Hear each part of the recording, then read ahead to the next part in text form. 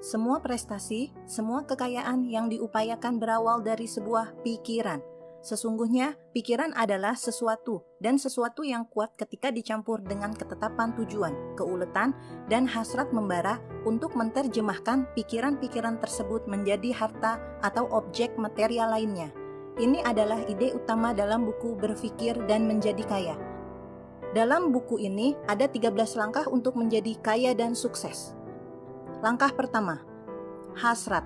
Apabila Anda ingin kaya dan sukses, Anda harus mempunyai hasrat membara, dan Anda harus fokus pada hasrat tersebut. Kemungkinan ini adalah langkah terpenting mengapa Napoleon menaruhnya pada langkah pertama. Dahulu kala, seorang pejuang besar menghadapi musuh yang sangat kuat dan dengan jumlah lebih besar dari pasukannya. Dia bersama pasukan berlayar ke negeri musuh. Sesampainya di sana, dia membakar seluruh kapal, dan dia berkata, "Kalian lihat kapal sudah terbakar habis. Artinya, kita tidak dapat meninggalkan pantai ini dengan selamat kecuali kita menang." Pada akhirnya mereka menang. Hasrat membara untuk menang sangat penting bagi kesuksesan. Ada 6 langkah mengubah hasrat menjadi keuntungan finansial. 1. Tetapkan dalam pikiran Anda jumlah pasti uang yang Anda inginkan. 2. Tetapkan apa yang Anda berikan sebagai ganti uang yang Anda inginkan. 3. Tetapkan tanggal pasti kapan Anda memilikinya. 4. Buat sebuah rencana pasti untuk meraihnya dan segera mulai dan bertindak, siap atau tidak. 5. Tulis poin 1 sampai dengan 4 menjadi sebuah pernyataan. 6. Baca pernyataan tersebut 2 kali sehari, bangun pagi dan sebelum tidur malam. Pada poin 6 disebut autosugesti, dengan tujuan memberi perintah kepada pikiran bawah sadar. Pikiran bawah sadar hanya akan bertindak atas perintah-perintah yang diberi emosi dan perasaan.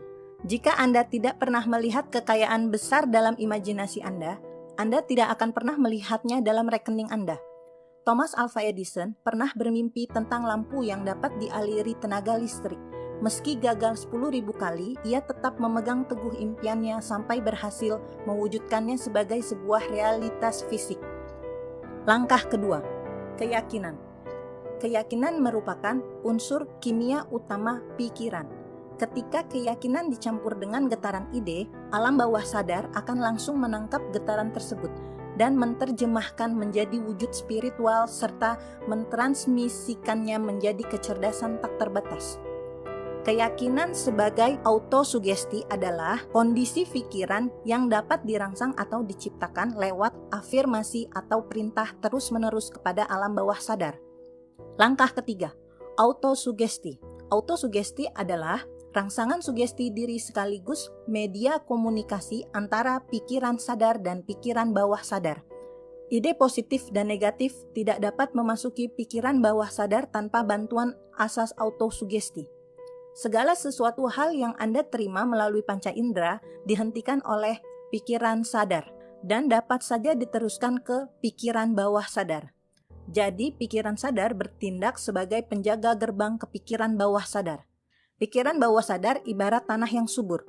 Apabila Anda menaburkan benih pikiran konstruktif seperti berpikir positif, ide-ide kreatif dan inovatif, Anda akan mencapai kesuksesan.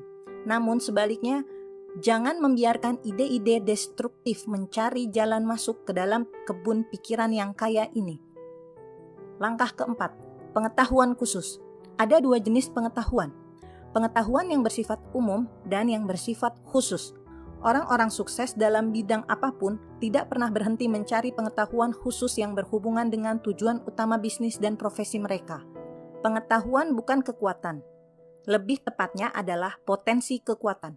Pengetahuan menjadi kekuatan hanya ketika dan jika diatur menjadi rencana yang kemudian diarahkan lewat tindakan ke tujuan pasti. Awal kesuksesan suatu bisnis adalah ide. Ide di sini lahir dari sebuah kebutuhan untuk menjembatani sebuah masalah yang harus diatasi dan dipecahkan. Ide-ide kecil adalah bibit yang menghasilkan kekayaan luar biasa. Tidak ada harga baku untuk sebuah ide yang hebat.